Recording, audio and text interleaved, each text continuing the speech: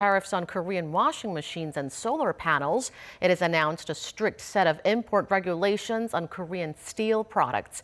And some say that the moves are not just about the economy. Before we dig deeper into that issue, let's first check out the top stories at this hour with Devin Whiting at the News Center. Devin, good afternoon.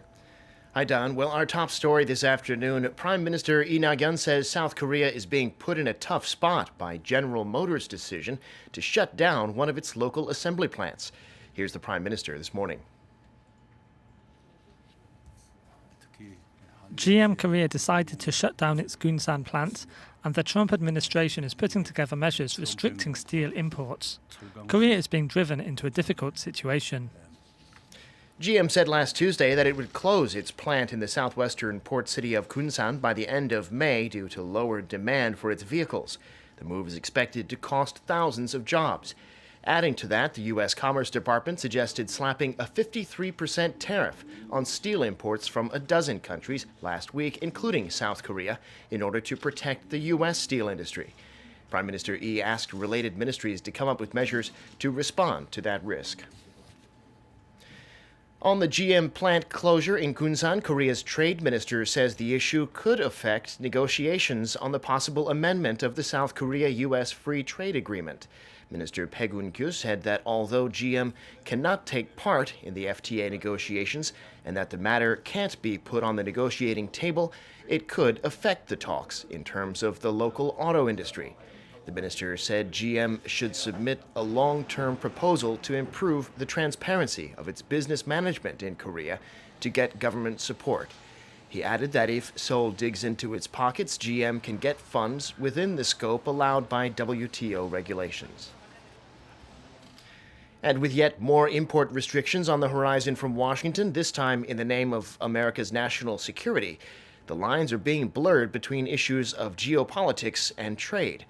South Korea, a key U.S. ally, faces the prospect of tariffs tougher than those on other U.S. partners, which raises some questions about what the Trump administration is trying to do. Our Cha Sang-mi takes a closer look. The United States' ever stronger trade protection policies are causing concern for its trading partners, and South Korea, considered a strong ally of the U.S., is no exception. The U.S. has been using a variety of tactics to restrict imports, from anti-dumping rules to recent safeguard measures against Korean-made steel and washing machines. And with the recent thaw in relations between the two Koreas, some say too much pressure on trade may hurt mutual cooperation on security. Theoretically, the national security and trade issues should be separate, but the Trump administration's policies demonstrate that the national security issue impacts the trade issue.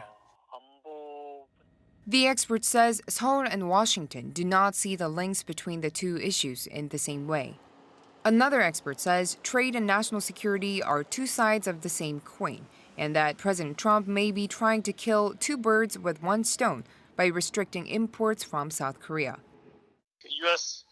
government or Mr. Trump is considering solution altogether the North Korea's nuclear threat problems and South Korea's trade surplus, continuous trade surplus against the United States in a single shot. The expert says the true intentions of the U.S. are revealed in the import restrictions Washington continuously imposes on Seoul. Taking into account the U.S. trade deficit with South Korea is nowhere near the size of its deficit with Japan and China. And it all comes back to the Korea's FTA, a 6-year-old trade deal between Seoul and Washington. Experts say that taking into account Trump's remarks about withdrawing the United States from the agreement back in September and difficulties cooperating in terms of renegotiation, the economic pressure could grow in the future. Cha Sang-mi, Arirang News. Now, it would appear that with the Winter Olympics, North Korea has backed off in its aggression towards South Korea. But according to the North state media, when it comes to the U.S., the regime is fully ready for both dialogue and war and is prepared to respond to any U.S. provocation with a prompt counterstrike. The Korean Central News Agency also took aim at the U.S. over what it said were moves to stifle the thaw in inter-Korean ties. On the annual joint military exercises by Seoul and Washington, postponed for the Olympics, the North slammed the acting U.S. ambassador to South Korea for saying the drills will be held in April. The North's outburst comes a day after U.S. Secretary of State Rex Tillerson said the White House is willing to work with the North Korean leadership and that Washington is waiting to hear from Pyongyang that the regime is ready to talk. That said, Tillerson also stressed that the Trump administration will keep up its campaign of maximum pressure on North Korea. Now, speaking of the Olympics, there's a group of people working hard to make the Winter Games as enjoyable as possible for the athletes, fans, and media in Pyeongchang. They're called the Pyeongchang 2018 Passion Crew. These volunteers, as our Lee reports, are carrying on a long tradition of Olympic volunteering and taking things a step further to make sure the Games run smoothly. More than 20,000 official and unofficial volunteers are helping participants and spectators all around the host cities. And in this year's Olympics, the organizing committee in the host cities went a step further to make things more convenient. Information centers are nothing new, but roaming information centers like these volunteers are. Each with a purple bag containing maps of the Olympic Park and schedules for the buses, they take turns fanning out from the information center to bring visitors the information they need so they don't have to come all the way to the center. It was really nice to find someone who could help us right away at the site. I felt saved. The volunteers get extra training to deal with on-site issues, so they say they feel a great sense of responsibility in their jobs. We are out here on our own, and people change their routes right away based on the information we give them. So we need to be quick and accurate. It was hard at first, but our sense of responsibility and pride in our country has driven us to do better every day. The Gender Equality Support Center is another new service at Pyeongchang 2018. Previous global sporting events have had problems with sexual assault. Instead of concealing these cases, the Pyeongchang Organizing Committee and the host province were determined to address the issue properly. When a victim comes to one of the 4 centers, they get professional counseling and short-term therapy. The centers also connect victims to the police and larger facilities where they can get legal recourse and medical treatment if they choose to. This service is intended to make the Games a clean and healthy sporting event for all. We've gotten a lot of attention worldwide. We hope this center becomes an Olympic legacy that helps improve women's rights around the world. Local and private organizations have also taken extra steps to help visitors. The Helping Hand Center at Gangneung Station helps visitors with small and big requests in 10 different languages, including Russian, Spanish, and even sign language. Though the group usually provides disaster relief and community services, they're willing to serve wherever they can be of help. We want to help any way we can, and there is a great need for translation services at the Olympics. A lot of people have thanked us for what we've been able to do here. Despite the cold weather and their tiring schedule, thousands of volunteers are hard at work in every corner of the host cities with the same goal, providing people with a better experience and contributing to the successful hosting of the 2018 Winter Games. 이지원, Arirang News, Gangneung. I'm Devin Whiting, and those are your news headlines for this hour.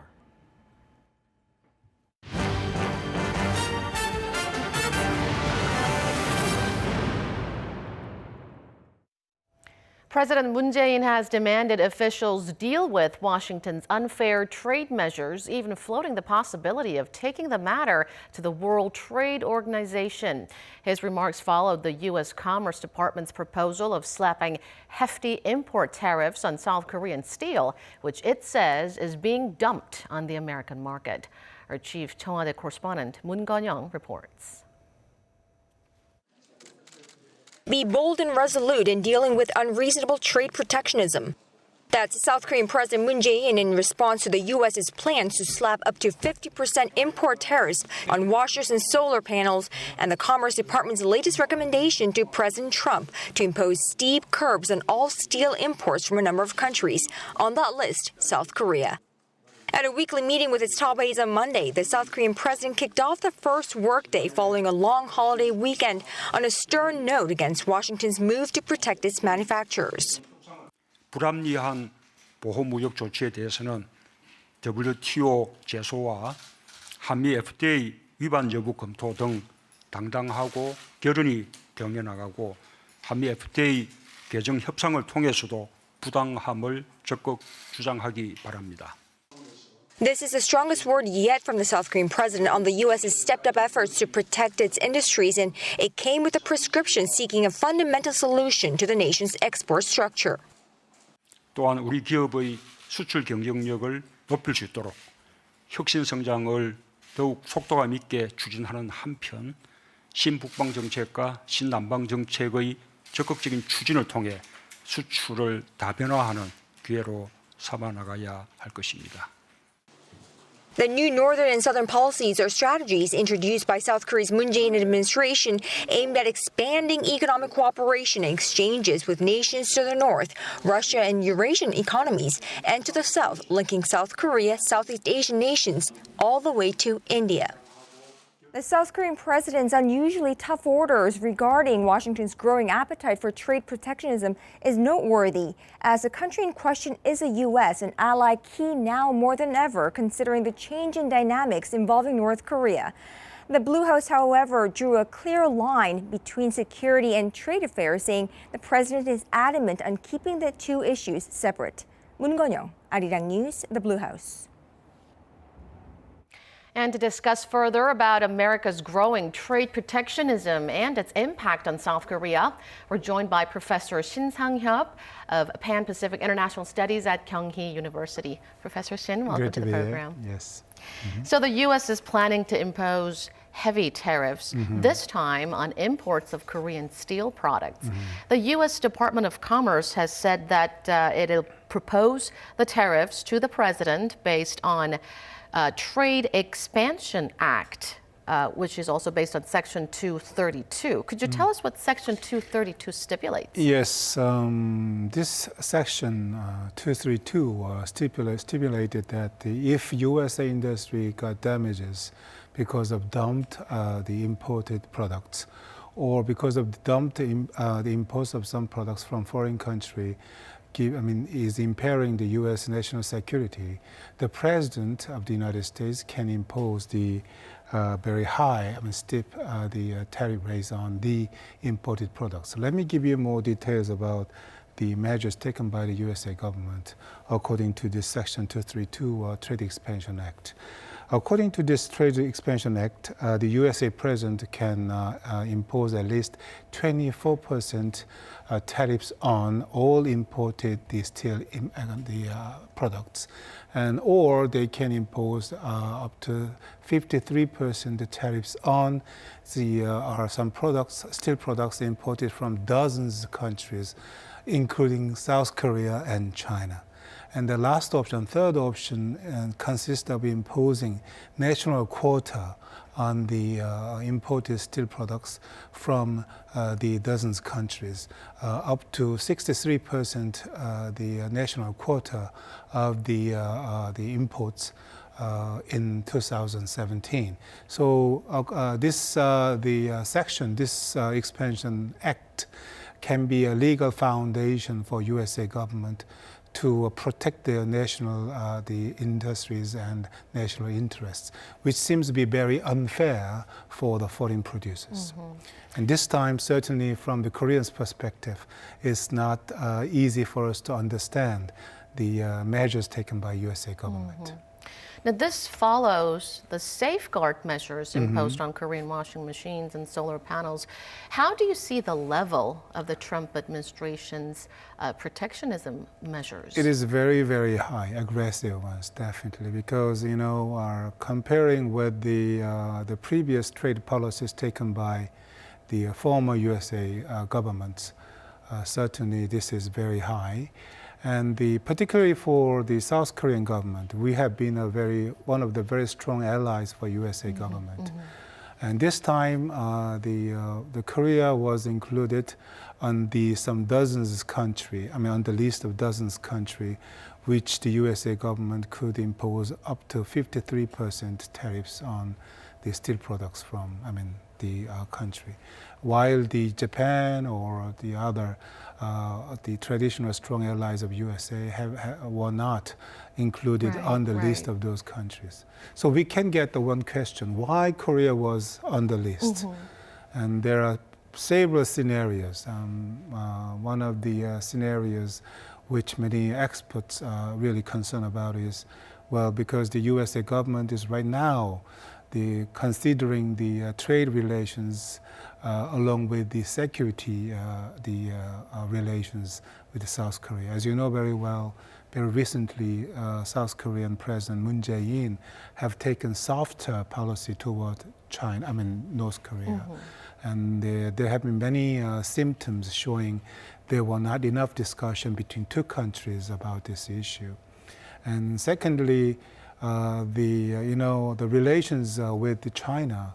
Well, the new Korean president have taken a little bit different stance from the previous Korean the governments. Very recently, the Chinese government has asked the Korean government to take the so-called three new policies, such as the Korea should not participate in the security alliances along with Japan and United States. And then Korea is against the further deployment of THAAD on the Korean Peninsula. And the last one is that Korea will not participate in the missile defense system initiated and implemented by the USA government. Those are quite big promises to make. Yes, of course, South Korean government did not accept some asking from the Chinese government to make some written document agreement for these issues with China. We did not take it. But on the part of USA, certainly they really reconsider the relations with the South Korean government in some sense. This is one of the scenarios interpreting the current relations between two countries. Another one, when I just focusing on the trade relations, well, the USA government did not explain fully why South Korea was on the list of those dozens countries, but they have indirectly explained the reason why they took such a kind of measures against South Korean industry. That is that, in case of the steel industry, we have imported raw steel or the intermediate steel products from China, and the South Korean manufacturers give a final touch on those items, and they re-export them to USA.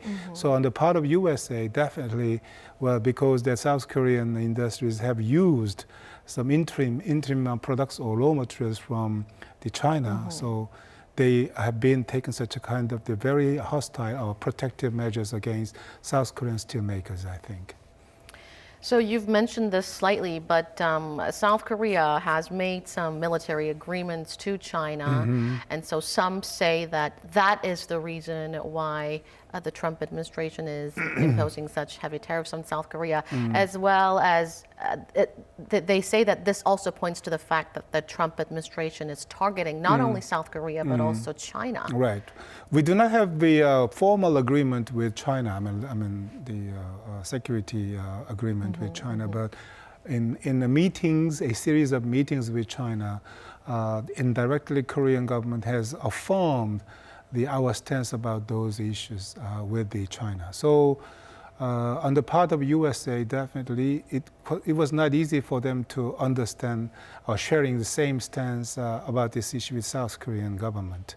So, and the another one is that, as we know very well, the USA government, particularly President Trump, has emphasized the American First policy. So they are taking use of this opportunity to use the trade relations to achieve their goals in the security or political relations with South Korea. So this is very different from the former USA the administrations.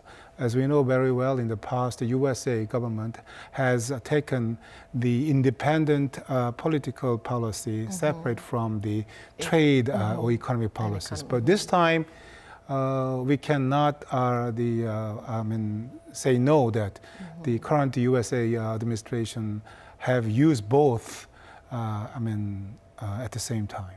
So I guess we could say that Washington has a political motive behind the latest move. Now, President Moon Jae-in has vowed strong actions against Washington's new set of import regulations. Do you think that South Korea could perhaps take this issue officially to the World Trade Organization? Yes, I think so. The South Korean government will take these cases to the WTO Dispute Settlement Procedure, DSP. But the problem we have to concern about is that, once we take this case to WTO, the WTO will start the investigation for this case. But it will take roughly about 2 years. So during this investigation period, the USA will impose additional tariffs on the imported products from South Korea. So practically no gains from the action. Taking this course to the WTO DSP, nothing changed. So this is the point which I want to underline at the point. And the another point, as we see the experiences we had with the USA, even though the WTO make a final decision, you have to change. This is not subject to some safeguard measures or such a kind of the protectionist measures, but the USA did not respect the decision made by WTO. That's another problem. Yes, another problem. So, well, I think, yes, we can take the bold responses to USA's protectionist measures, but how it could be effective, that is certainly another problem. Now, U.S. President Trump is yet to sign the tariff proposal made by U.S. Department of Commerce. I believe he has until April 11th for his final approval. Do you think there's a chance of negotiation between Seoul and Washington before that deadline? Regretfully, it's quite difficult. But President Moon Jae-in took the first step. He showed his official first response to the protectionist U.S. trade, the government protectionist measures. That means that we will keep on contacting or keep on negotiating with the USA administration. As you know very well, while the Vice President of the United States, Pence, when he paid his official visit to Korea during this whole Pyeongchang Winter Olympic Games, the South Korean President Moon Jae-in, South Korean president, asked the Vice President Pence, to reconsider the safeguard measures which they impose on the Korean washing machines. Yes, like in this context, we will keep on contacting or keep on persuading USA government, to let them change their policy. But the President Trump has emphasized the importance of the American First policy. To change their stance, they should have enough reasons. That means that we have to make some good reasons which USA can use for the change of their policies. The question is whether and what is that and how we can make such kind of changes which can persuade USA to change their protectionist trade policy against South Korean manufacturers. So considering all of them, I think it is not easy for us to see the change of USA protectionist trade policies against South Korean manufacturers. In related question, the Trump administration's protectionist measures appear to be getting more aggressive by the day. What other strategies can South Korea take aside from trying to persuade the U.S.? Well, at the meeting, President Moon Jae-in already made it clear that South Korean government should have to take a northern policy and southern policy, which means that diversify our trading partners. But it will take a long time. That is the measurement on the mid or long-term basis. So to be frank with you, at the moment, we don't have many options available, but at the moment that we have to improve the quality of the Korean products more. But in some industries, as you know very well, we have the worldwide competitiveness, and but we have to make more efforts to step up our competitiveness in the global market. But it will take another, quite a long time as well. So we have to think about taking this policy. That means that we have to also change our trading partners in case of we can replace the products from the American manufacturers for the manufacturers. If we can replace the USA or the trading partners with the third world countries' trade partners, we have to consider making the source of the imports of some products from USA manufacturers, from other countries' manufacturers. But this means what? This means the direct conflict between two governments, trade war, Right. But it is not good for both governments. But at least we can think about this policy as one option available, which can use this one for the negotiation with the United States government. We are right now in the renegotiation for Korea-U.S. FTA. Even if we are consider the current situation, there's some possibility. We cannot eliminate the possibility of the ending of the Korea-U.S. FTA. This is not good as well for the both countries. So we have to think about these options. But to be frank with you, we don't have many options available at the moment. Well, it sounds like a lot of time and efforts are needed. Thank you, Professor Shin, for coming in today and sharing your expertise. My pleasure. And that wraps up our show. From all of us here at Arirang, thank you for watching. Stick around for more news updates throughout the day.